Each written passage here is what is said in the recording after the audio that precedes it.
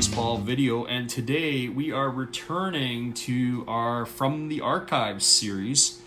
And we were featuring a number of cards from the 1980 Topps Superstar series, and we're going to continue to do that again today. And as I mentioned before in our previous videos, I don't have a complete set of these large cards, but postcard size cards, but we're going to go through a number of the players that I do have because I think they're pretty cool and they're worth talking about. And so today I'm going to kick off our episode with Keith Hernandez. And Hernandez spent 17 seasons at the big league level. He was a 5-time All-Star, a 2-time Silver Slugger, but an 11-time Gold Glove winner, and 2-time World Series champ, once with the Cardinals and the other with the '86 Mets. And with obviously with the 11 Gold Gloves to his name, Hernandez was considered the best defensive first baseman ever to play the game. But of course, the only first baseman to have 11 Gold Gloves to his name at that position. More recently, a guy who comes to mind who was an outstanding first baseman was Mark Grace. Where they were all glove kind of, not a great bat, decent average, but no real power for a first baseman. Numbers wise, Hernandez had nearly 2,200 career hits and a career 296 batting average. And I think the biggest knock why he wasn't considered for Cooperstown was one, his lack of power, as he never hit more than 18 home runs in a season. And really only had 162 over the course of his career. But in 1985, Hernandez was and other players were involved in the Pittsburgh drug trials and the big drug scandal.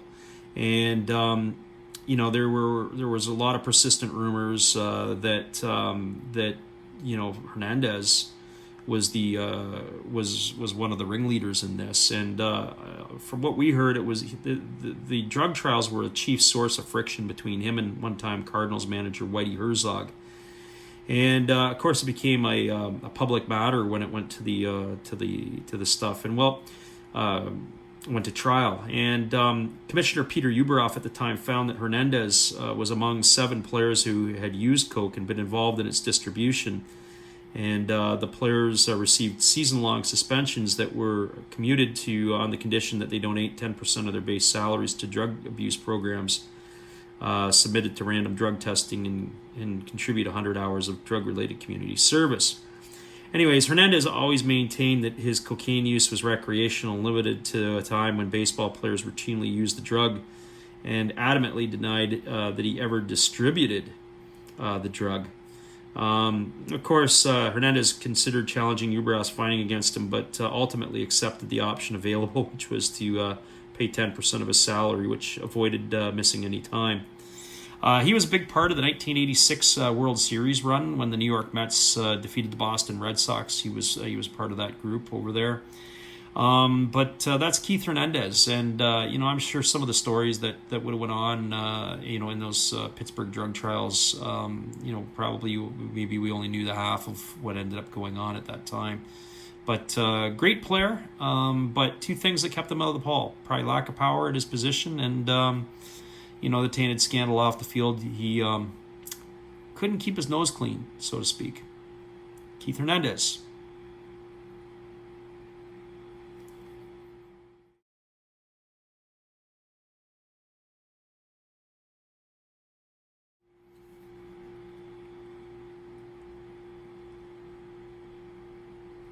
The second player I bring to you today is former St. Louis Cardinal Gary Templeton, and early in his career he was considered one of the best players at his position. He was an All-Star in 1977 and 1979, and in 1979 Gary Templeton made history as the first switch hitter to collect 100 hits from each side of the plate, a feat was later matched by Willie Wilson in 1980. But to my knowledge, I can't think of any other switch hitter that's done that since. And anyways, he has 211 hits, led the National League. He had 19 triples. He led the league for a third consecutive year. He led the Cardinals in hits in 77, 78, and 79. But in 1979, there was some controversy when Templeton wasn't named starter to the All-Star team, and despite having better numbers than Davey Concepcion and Larry Boa, who were considered the National League's premier shortstops at that time, he wasn't selected to start for the National League. So he was named to the team as a reserve, but he refused to go. And so he continued to hit well in 1980 and 81. However, he wasn't really popular with the St. Louis fans. And the situation with the home fans came to a head in 1981 in late August. And what had happened was Templeton made an obscene gesture twice to some of the fans who allegedly had been heckling him after he failed to run out a ground ball to first base. And manager Whitey Herzog had to physically pull Templeton off the field following the incident. And so at the end of the season, it was time for a switch, and the Cardinals moved him to San Diego for Ozzie Smith. And of course, Ozzie Smith, who was a pretty light-hitting shortstop but a defensive wizard, came in and pretty much anchored the Cardinal defense for the next years to come, and for that matter, helped them to some more World Series appearances. And of course, Ozzie Smith became a Hall of Famer, and the rest is history. But Templeton went on and had some pretty solid careers. In 10 years with the Padres, he played in 1,286 games, so he was pretty durable, getting almost 130 games a year. He had 1,135 hits, and he won a Silver Slugger Award and was an All-Star for the Padres in 85. And anyways, he played in the 84 World Series where they lost to the Tigers. And then he went on, at the end of his career, he was traded for a brief appearance to the Mets, where he was traded straight up for Tim Tuffle. In 2015, Templeton was inducted into the San Diego Padres Hall of Fame. And so he's part of their wall down there. Great player. Unfortunately for Templeton, kind of overshadowed by the fact that he was the guy traded for Ozzie Smith. Ozzie's in the Hall. And Gary Templeton, he's in the San Diego Padre Hall of Fame. Take that for what it's worth.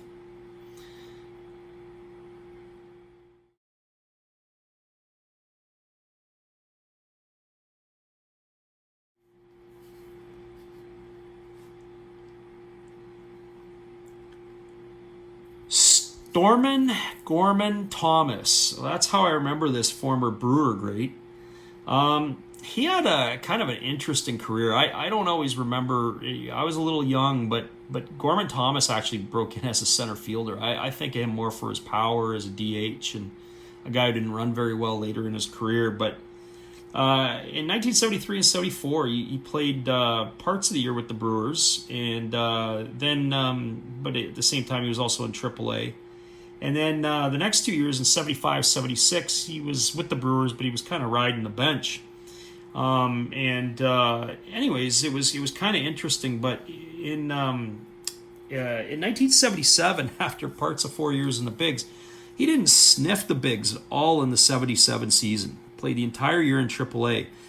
And after that season, he was traded to the Texas Rangers for a player to be named later in an earlier trade that was for Ed Kirkpatrick. Well, Rangers executive Dan O'Brien Sr. explained the move as a temporary friendship deal. The Brewers general manager Harry Dalton needed to open a roster spot over the winter, and he asked O'Brien to hold Thomas on the Ranger roster for a few months.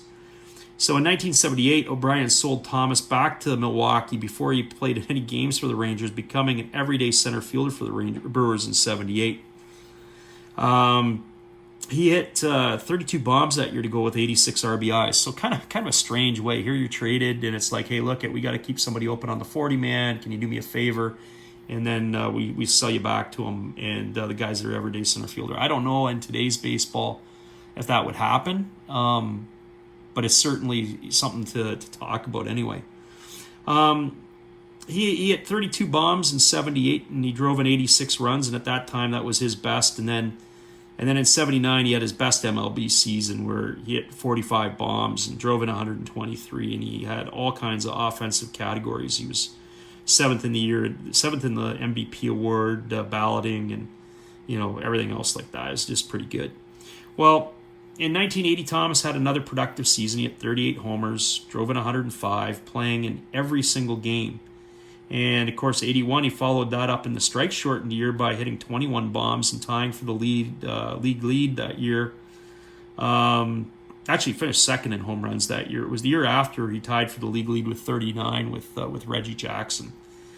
But, yeah, and they lost in that year to the Cardinals in 7 games. And then...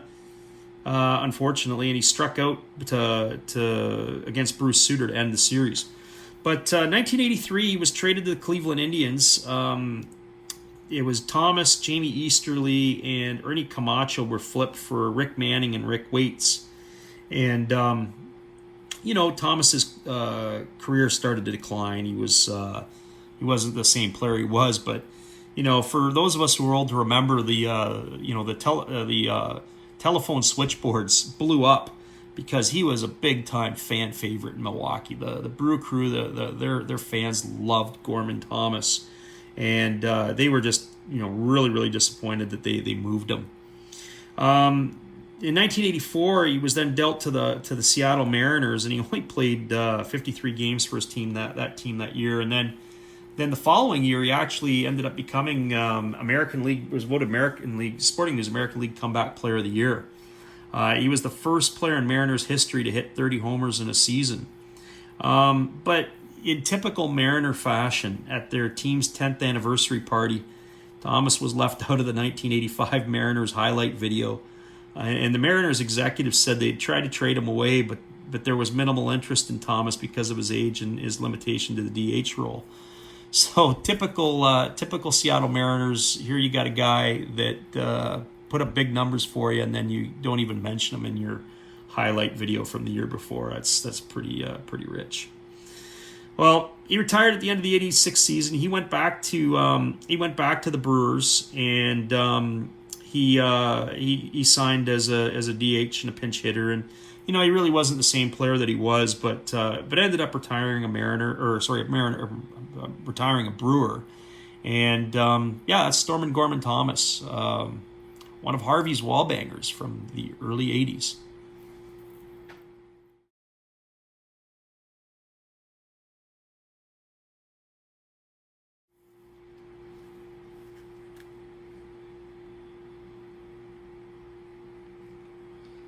Our last player from the archive in this edition is former Milwaukee Brewer Cecil Cooper, not to be mixed up with Cecil Fielder.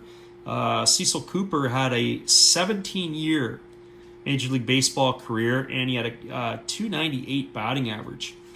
He was selected originally by the Boston Red Sox in the 1968 draft and made his debut with the Red Sox in '72.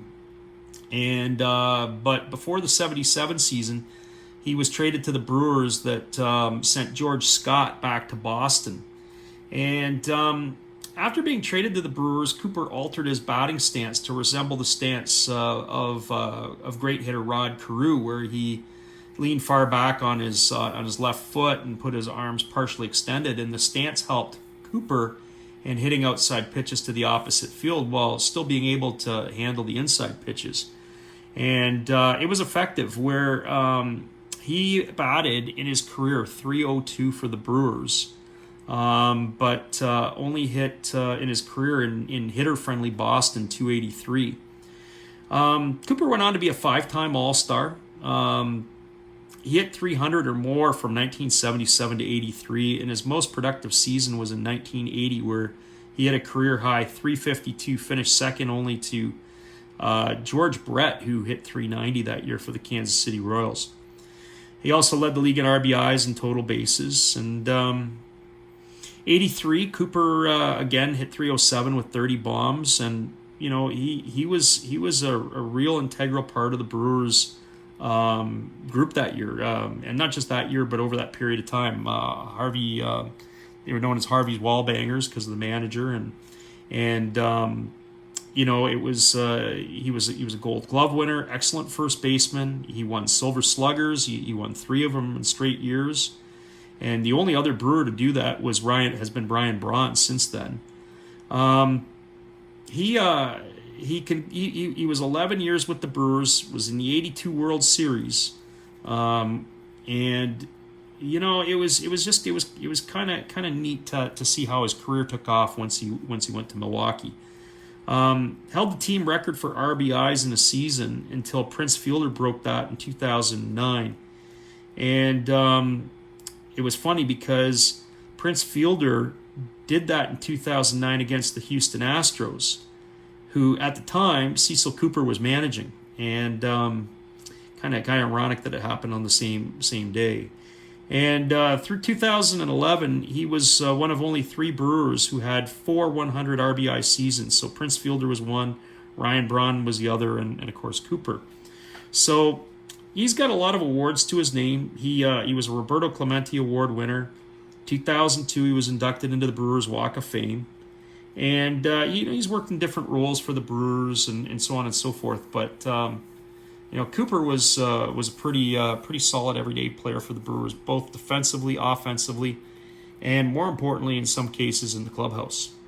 So that's Cecil Cooper, another Milwaukee Brewer great, and certainly if he would have played in this time, would have arguably been one of the best first basemen in the game.